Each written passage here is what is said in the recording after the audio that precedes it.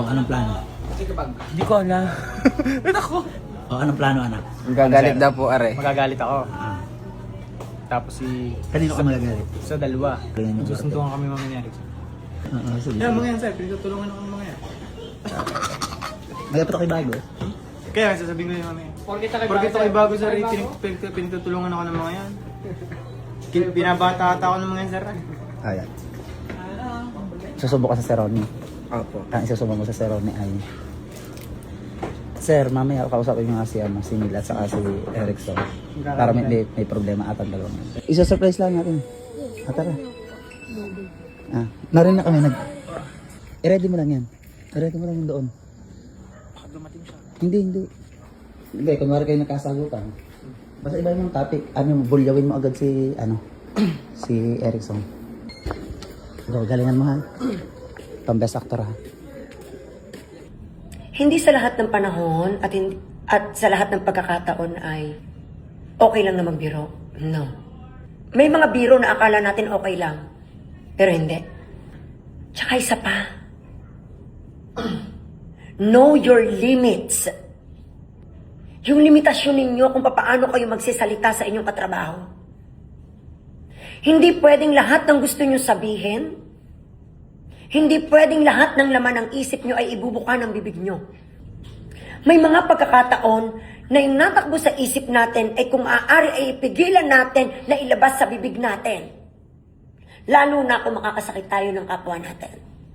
May mga pagkakataon ba na napansin ninyo na paggalit ako napasok sa kwarto?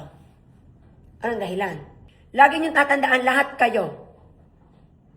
Kapag ang isang salita na masakit ay nabitawan ninyo, hindi na mababawi yun. Kasi kahit sabihin natin na biro, it's not okay.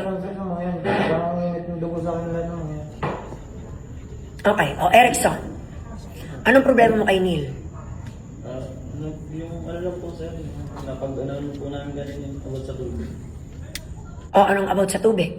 Nagbabasa po ako kanina, tapos sinabi mo. Bakit kayo nagtataltalan sa harapan ng customer?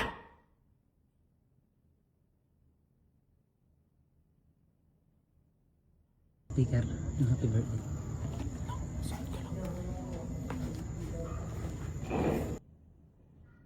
Depende sa inyo, sarili nyo. Bakit kailangang magtaltalan kayo sa harapan ng customer? Excuse me. Nakikita nyo ba ako? Na estudyante ko? Namumupo ako? Estudyante ko? Naging dancer ko? Namumupo ako? Mas bata sa akin? Namumupo ako? Bakit? Kasi ginagalang ko ang customer.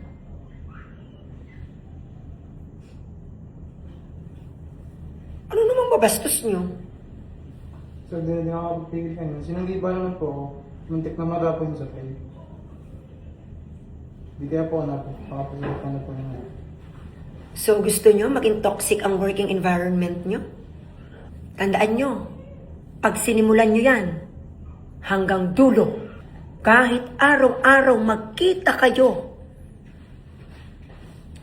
kahit walang ginagawa sa inyo, magagalit kayo sa tao. Marami sinasabi yan sa mga nalugyan. Sabihin mo na yun. Ano ba? Daan sinasabi mo kay Erickson. Yun nga po kanina, yung sa... Parang binabata-bata po ano yan. Hindi kita ipagtatanggol. Wala akong dapat ipagtanggol sa inyo.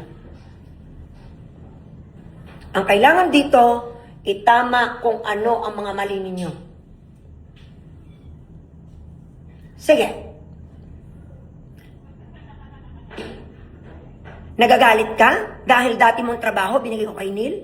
Siya ang ichinachat ko, message ko sa GC? Neil, asikasuhin mo to? Ikaw mag-intindi nito? What's the point of this? Ano problema? At kayo nagsisigawan? Abay, ang mga ito. Sigaw kayo sigawan, hindi kayo nandiyan sa kapitbakan.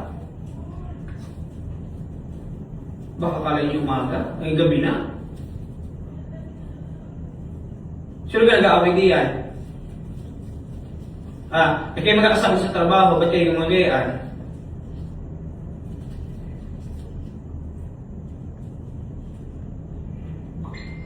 Erickson, Neil, ano problema sa isa't isa?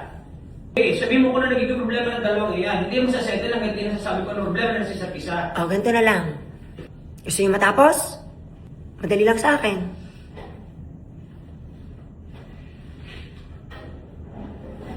Dahil hindi naman ito magkakatrabaho na ng ayos.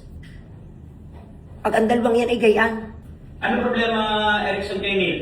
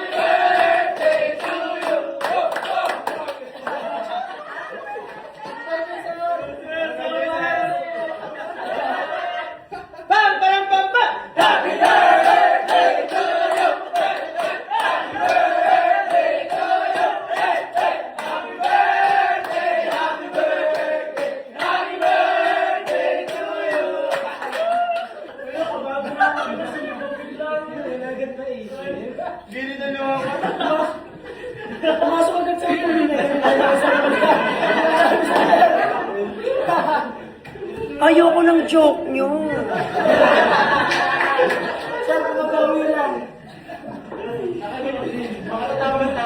Blow na, blow na! Teka!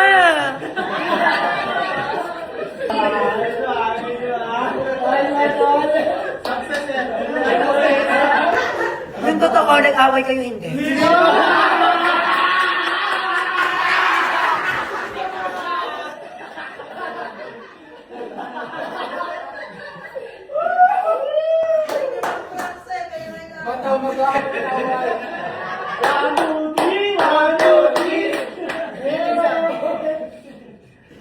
Sa totoo lang. Teka lang. Ayoko mag-aaway kayo.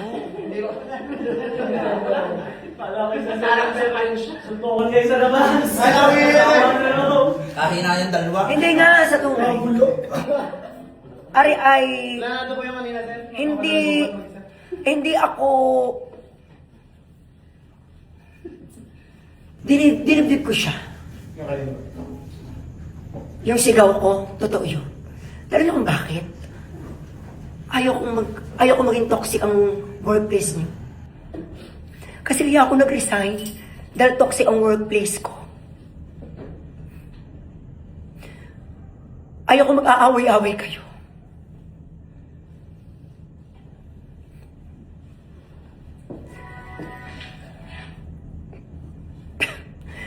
Basta, ayoko. Bawa sa kanila. Yeah,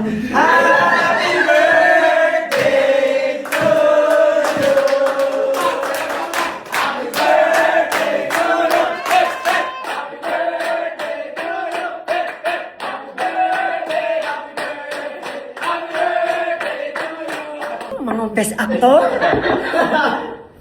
Hindi na talaga. Naniwala talaga ako, pero ayoko. Ayoko. Tunay. Walang mag-aaway. That's it.